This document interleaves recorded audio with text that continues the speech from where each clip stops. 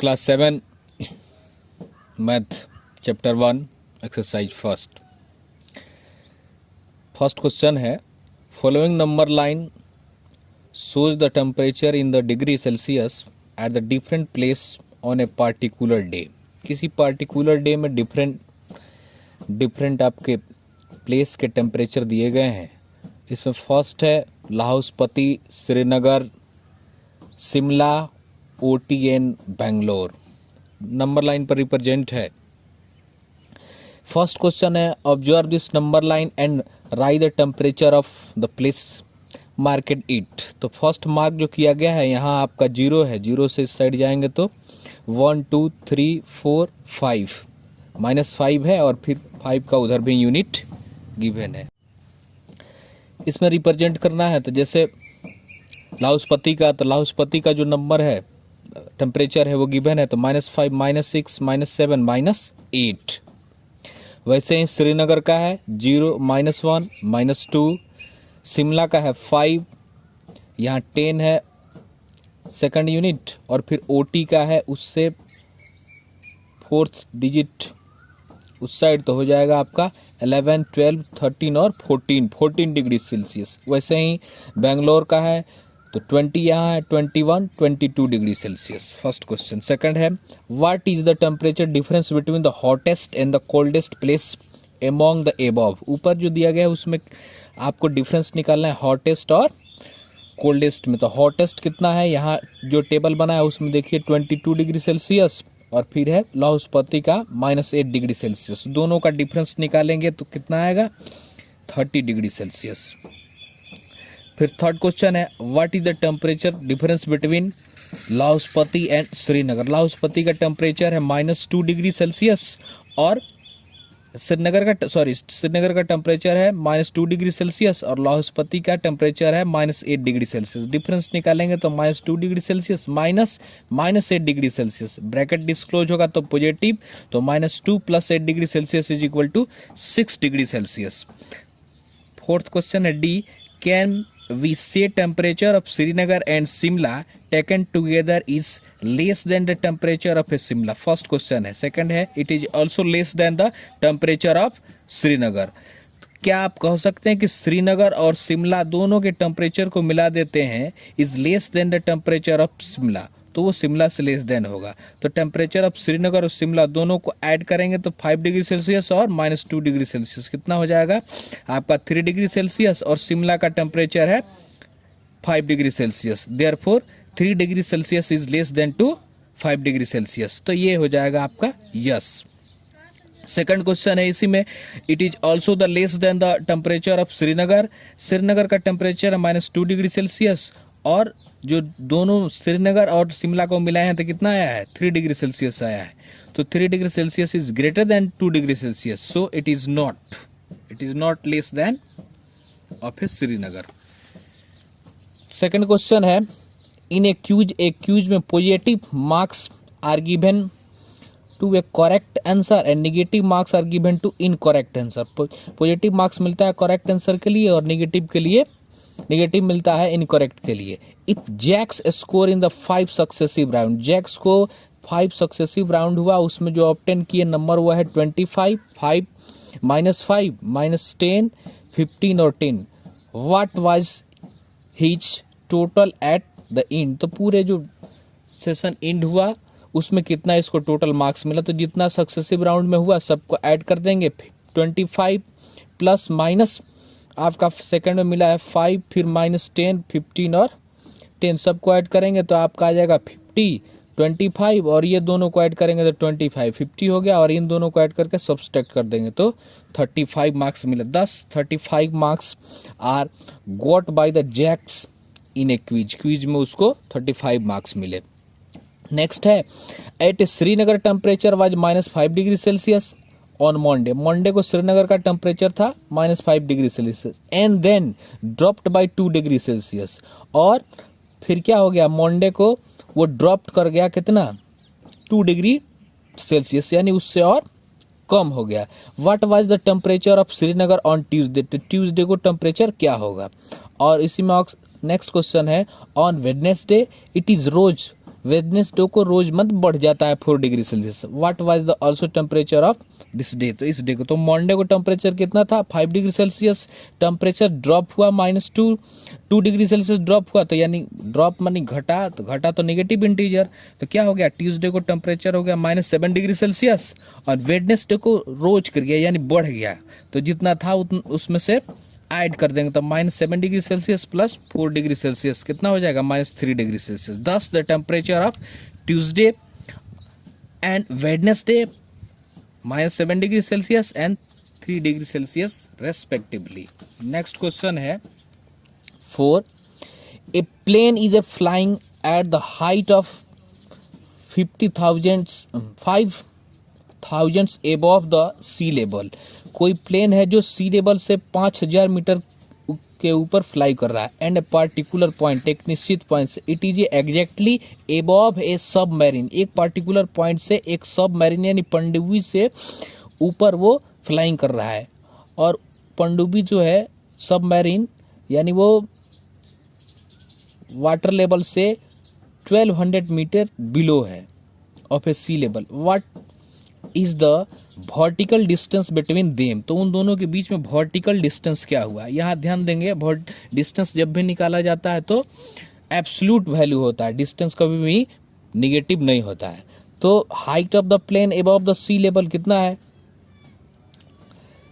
5,000 metre above है, floating the submarine below the sea level, इससे ये मान लीजिए वाटर लेवल है, इससे 5,000 ऊपर है प्लेन, और फिर सबमरीन यहाँ इस वाटर लेवल से 1200 मीटर नीचे है, तो इसको हम लोग 0 मान लेते हैं, ऊपर पॉजिटिव नीचे निगेटिव, दोनों को ऐड करेंगे, चूंकि आपका जो डिस्टेंस होता है वो डिस्टेंस एब्सोल्यूट वैल्यू होता है, तो हम लोग 5,000 मीटर और 1200 मीटर दोनों को ऐड करेंगे तो 6,200 मीटर उन दोनों के बीच में डिस्टेंस हो जाएगा। 5 क्वेश्चन है, Mohan deposit 2,000 rupees in A bank account and withdrawal 1,642 rupees, यानी मोहन अपने अकाउंट में 2,000 रुपया जमा करता है और विथड्रॉल यानी निकासी करता है 1,642 द नेक्स्ट डे, दूसरे डे वो निकासी करता है।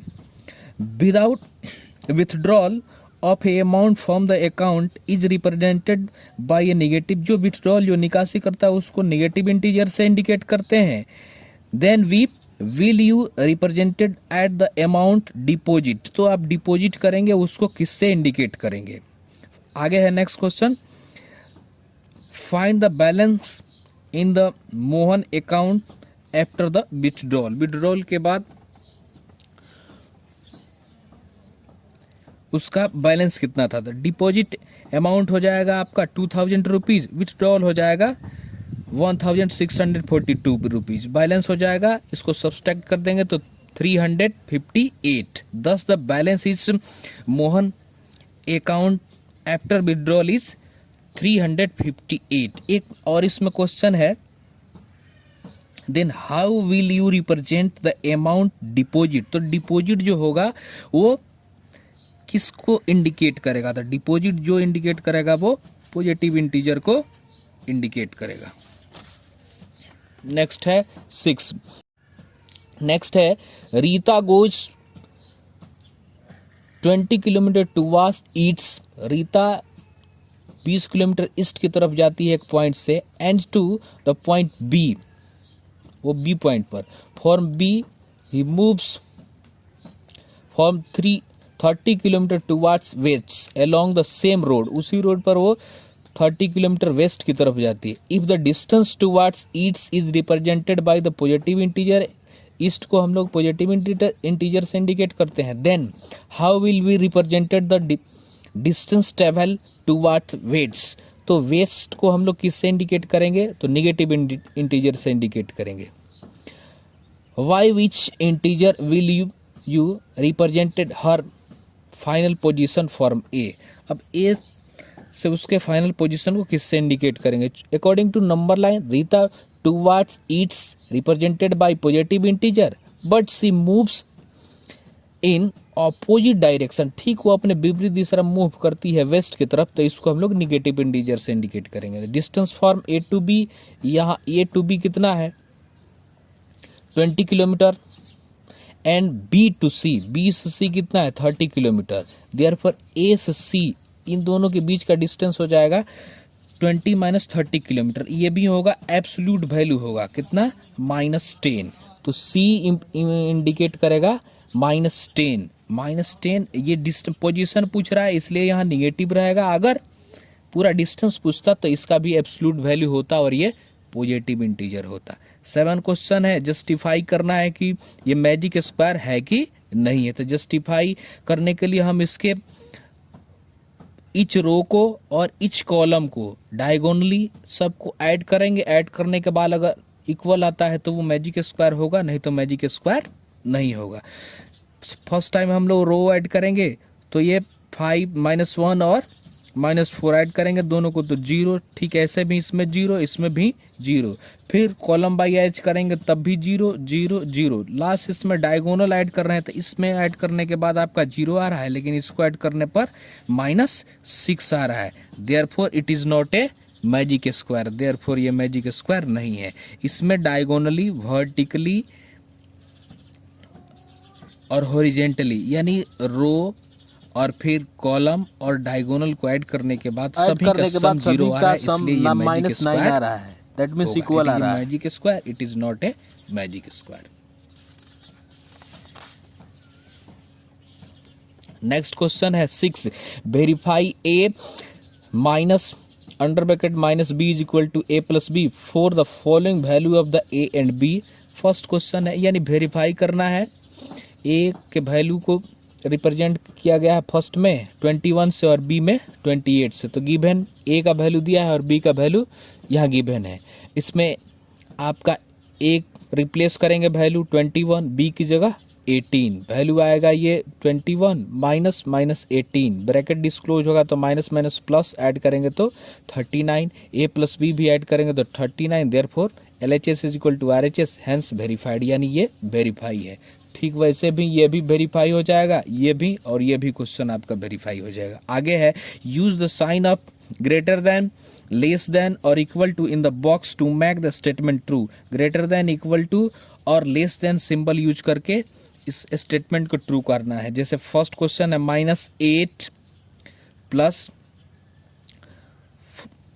-4, बॉक्स है -8 और ये -4 माइनस फिर 4 है अंडर ब्रैकेट, तो इन दोनों को ऐड करेंगे, माइनस माइनस क्या हो जाएगा, दोनों को ऐड कर देंगे 12, सिंबल जो रहेगा वही होगा -12, ये हो गया -4, that means -12 is less than to -4। ठीक है, ऐसे भी इसको ऐड करेंगे तो कितना आ रहा है -15 और ये -2, तो -15 इज लेस देन -2। इसके बाद स्टेटमेंट ट्रू हो जाएगा। सी में है तो सॉल्व करने के बाद यहाँ आ रहा है -7 और -29, तो -7 इज ग्रेटर देन, इसके पास कम लोन है इसके पास ज़्यादा लोन है, तो -7 इज ग्रेटर देन 29। इसमें डी में है 0 और 20, तो 0 इज लेस देन 20। लास्ट ई में है 101 और -101 और -159, इसमें 101 इज ग्रेटर देन -159। क्लियर।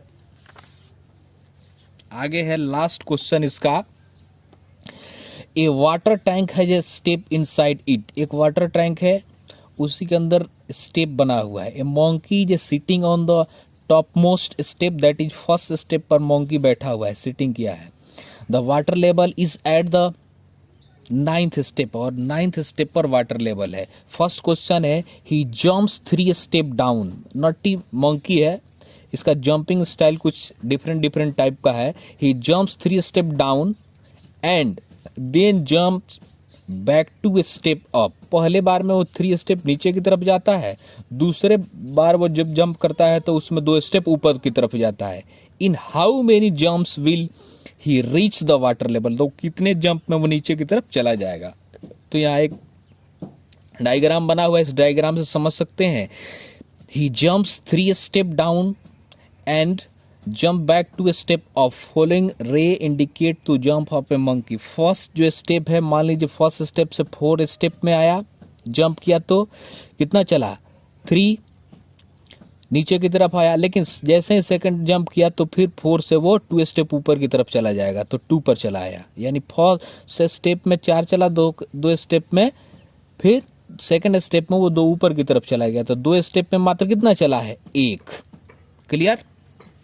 तो वही यहाँ समझाया गया है। फर्स्ट स्टेप 1 + 3, सेकंड स्टेप हो जाएगा ऊपर की तरफ चला जाएगा, तो 4 - 2 = 2 स्टेप, यानी 2 बार में वो 2 ही स्टेप, एक ही स्टेप चला। फर्स्ट स्टेप पर पहले से था ही, एक स्टेप नीचे की तरफ आया। ऐसे ही बढ़ते बढ़ते 5th स्टेप में वो चलेगा 6th पर, और फिर ऐसे 8, 9th ऐसे करके वो 6th पर आएगा। 10 स्टेप जब वो जंप करेगा तो वो 6th स्टेप पर चलाएगा। जैसा ही 11th करेगा तो इस बार वो नीचे की तरफ चला जाएगा। क्लियर? आगे है इसी में, therefore he will reach 9th step in 11 jump. 9 step यानी 8 स्टेप और नीचे की उतरने के लिए उसको 11th जंप करने पड़ेंगे।